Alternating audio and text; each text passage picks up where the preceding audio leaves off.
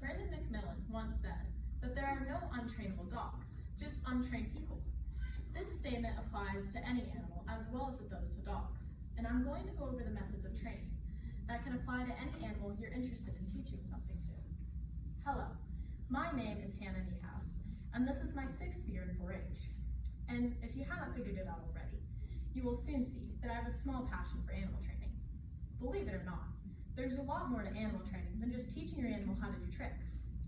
The broad term animal training can incorporate things from teaching your animal to obey commands under the saddle, like your horse, or keeping your animal from having accidents inside the house. It can teach your dogs to do tricks like play dead and roll over, or keep your cat from inappropriately scratching your furniture. There are many books written on the subject, and written by people that specialize in animal behavior, so I can only scratch the surface on this broad subject today. It is possible to teach your animal to do something without knowing why your technique is effective. I'm going to go over the process of animal training on just all about it. So the biggest part of training any animal is called operant conditioning. Operant conditioning is the way of learning by association, where you learn to gain rewards and avoid punishments. This means that you associate certain behaviors with rewards and certain behaviors with punishments, and will behave in a way to gain the rewards. To better understand this, you're going to need to know the terms positive, negative, reinforcement, and punishment. I know you are probably thinking you know what these simple terms mean already, but when talking about animal training, they can mean something just a little bit different. Positive means to add something. This could be a good or a bad thing that was added. For example, you can give your dog a treat or a slap on the rump. If it helps, you can think about it as a positive or addition sign. You can add a positive number, a good thing, or you can add a negative number, a bad thing. Negative means to take something away. You can take away something good or bad. This is also like subtracting.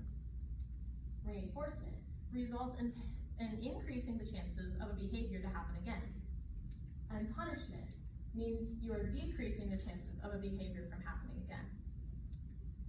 A reinforcement can either be positive or negative, and so can a punishment, positive or negative. When putting these terms together, you get the 4 parts of operant conditioning: positive reinforcement, negative reinforcement, positive punishment, and negative punishment. Positive reinforcement is shown to be the most successful and therefore should be used the most. It means the behavior is encouraged with a positive reward. So for example, when teaching your dog to sit, when he sits on command, you can reward him with a treat. Here in this short video, I gave my dog Ollie a series of commands, and when he listened, I rewarded him with a treat and a scratch behind the ears. You can also reward your animal with some attention or giving them a chance to play with you. Negative reinforcement is often confused with punishment, but it is actually not a bad thing. It means that something bad is taken away to encourage a good behavior. So for example, when halter training a young horse, you gently put pressure on their halter, and the pressure is irritable and they don't like it, but I'm not hurting them, nor am I pulling harder when they don't do what I want. I wait patiently with consistent pressure, and when the foal takes a small step or even looks in the direction of the pressure is released. The release is the negative because I'm taking away the pressure, which is reinforcing the good behavior. You can also use this method when teaching show pigs how to walk.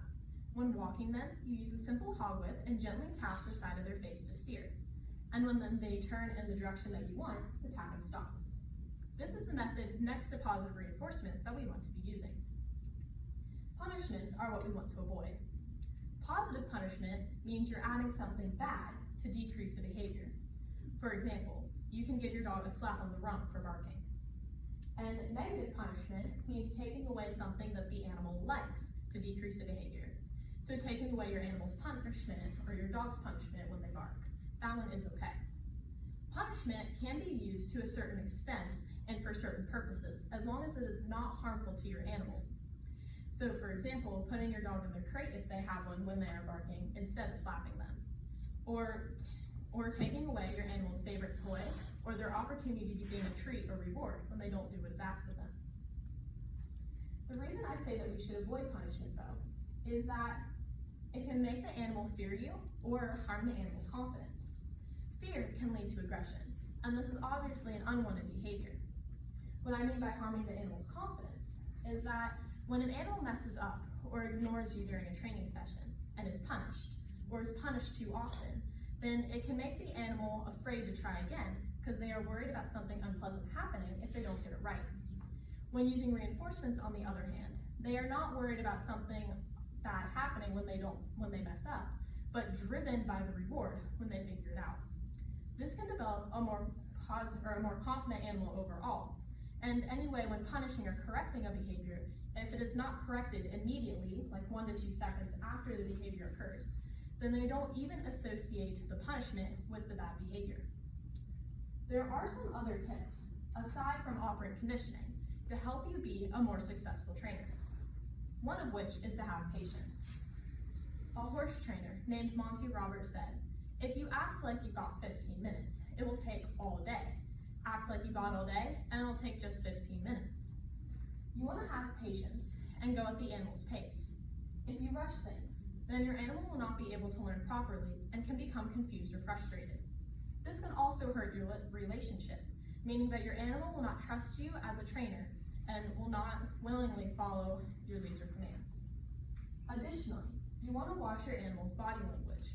These simple observations can go a long way by keeping you as a handler safe and your animal happier. You want to make sure your animal isn't starting to show signs of aggression. If they are, then back off. Don't let them get to the point where they're going to snap or bite. If your aggression can be showed differently, depending on the animal you are training. For example, horses may kick, rear, and pin their ears. Dogs may bite or growl, and pigs may charge and snort. If your animal is showing signs of fear, then also back off. You don't want to push them to the point where their fear is going to turn into aggression, and you also want to make sure the animal knows you aren't going to hurt them. Move slower, quieter, and calmer, and just back off. You also don't want to keep working with your animal if they are done, bored, or just getting frustrated because they can't figure out what you were asking. If your animal is done, then get one more desired behavior out of them and end your training session. Maybe keep the sessions a little bit shorter. You always want to end on a good note. If your animal is frustrated, for example, they might be seeming to get impatient, maybe whining, barking, or stomping their feet, then also take a break. Or if you're frustrated yourself, remember to have patience and come back in a little bit. You'll have more success when you have both pulled off. And finally, don't forget to have fun. Training your animal should not feel like a chore. And if it does, then it'll be harder to be patient and your animal won't have fun learning. Now that we understand operant conditioning and some other helpful tips, before you go home and start training your animals, our pets would appreciate it if we had reviewed what we had learned. We started off by talking about operant conditioning, the positive and negative reinforcement, and the positive and negative punishment. We mentioned that reinforcements were the best way to go. We stressed the importance of patience, watching our animal's body language, and finally, I reminded you just to have fun. Now you're the ones that are trained. Thank you for listening. Are there any questions?